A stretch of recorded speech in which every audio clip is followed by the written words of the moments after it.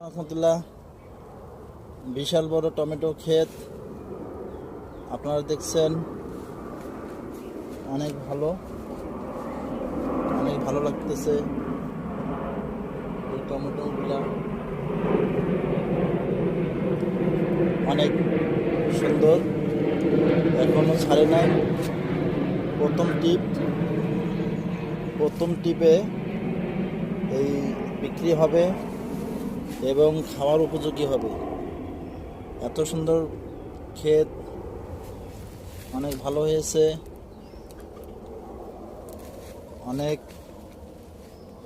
সবাই যদি এরকম করে টমেটো ক্ষেত করে তাহলে সবজির দাম আর বেশি থাকবে না।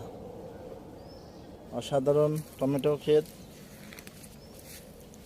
অনেক বড় বড় সাইজ হয়েছে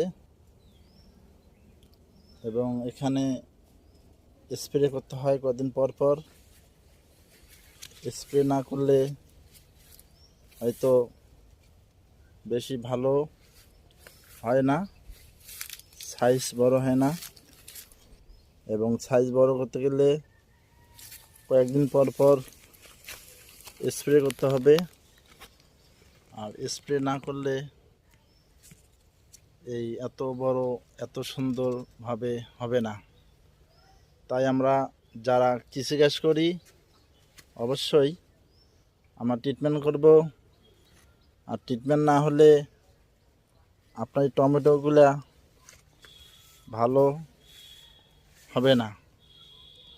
আর অবশ্যই আমরা ট্রিটমেন্টের দিকে খেয়াল রাখব, যাতে আপনি একটা কাজ করলেন এই কাজগুলো যেন লাভজনক হয়।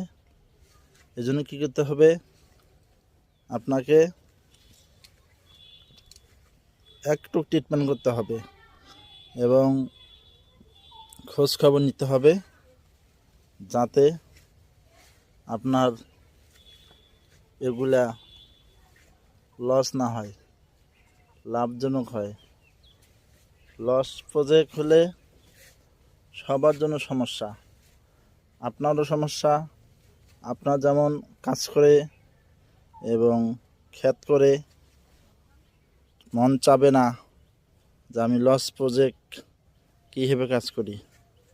এই জন্য আপনি ভালো কাজ করেন এবং খোঁজখবর নেন, যাতে আপনার ব্যবসা লাভজনক হয় এবং আপনি ক্ষতিগ্রস্ত না হন। তো এই বলে আজকে